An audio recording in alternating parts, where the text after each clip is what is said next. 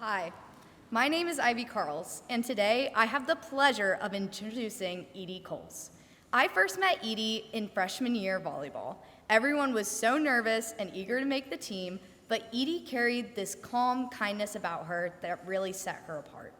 Into the season, I became more aware of just how great Edie is. She was a positive corner of our team even when it got rough, always smiling and laughing on the sidelines. And even though her block might be really scary, she is one of the kindest girls out there. Though both our careers on the court have ended, Edie remains continuously kind.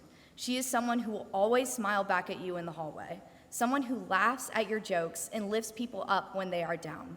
Her best friends describe her as fiercely loyal and dedicated to her passions. Now, I know you are all dying to hear what she has to say, so I give you the Edie Cowles.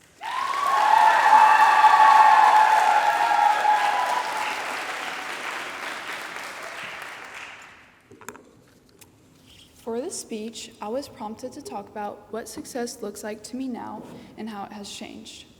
We all know that words like success can have infinite definitions, and here is how my definition of success has changed throughout high school. Dating back to the beginning of freshman year, I was new to St. Mary's in the realm of high school traditions. You could hear the conversations in the freshman commons saying, "What are you wearing to the dance? Heels or sneakers?" But most importantly, I heard, "Who are you going to homecoming with?" I suddenly realized I did not have a date. I asked my friends to ask their dates if anyone would take me. Then those guys asked their friends, and those guys asked their other friends, and their other friends asked their friends, and boom, I had a date. However, I had no idea what my date looked like, what his name was, or how he acted. All I knew was that I had a date. I was so excited to see what Christian Brothers dances would look like. I went shopping for new jewelry and shoes to wear with a dress I tried on over and over again in the mirror to make sure it was cute enough to wear. I felt so old and cool going to a high school dance with a guy and my new friends I made at school. I felt successful. It was finally the day of the dance, Saturday, and I was shaking from excitement but also nervousness. My friends and I arrived at the pre-party for pictures and to find our date. It took a while to find my date because, as every freshman would know, pictures before dances at that age are one of the most awkward obstacles to exist. Guys would huddle up and talk, and girls would make their own huddle as well.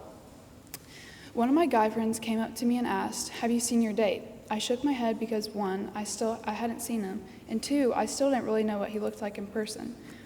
My guy friend offered to help me find him and put on the boutonniere. Yes, that's right.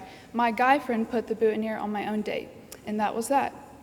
Besides our interaction that involved breaking boutonniere tradition, I never saw or talked to him the rest of the night. Still, I felt success. It didn't matter that I had a date that didn't talk to me. All that mattered was that I felt cool for being at a dance with a guy and my new friends. However, looking back, it was not a success. It was a moment where I felt the slightest bit of popularity and acceptance. There were many more moments similar to that in freshman year where I confused success with fitting in. Now, I see success through a completely different lens, a lens that my freshman year self would probably call lame. I feel success when I arrive at work and a 6-month-old baby is crying and I pick them up and they stop. I feel success when my mom and I go on a walk and have a productive conversation. I feel success when I study hard for something and my grade improves. I feel success catching up with old teachers I used to have or exchanging a wave to them in the hallway. I feel success when I'm able to help out one of my friends when they feel sad. I feel success when someone tells me that I'm kind. To me now, success doesn't mean trying to fit in or seek other people's approval. It means doing the things I love, which have nothing to do with impressing others. So my advice is to expand your idea of success by choosing yourself. At the end of the day, it doesn't matter. Success doesn't depend on other people, especially a date who doesn't talk to you. And to my wonderful class of 26, thank you for making it easy to fit in while also reminding me what true success looks like. Thank you.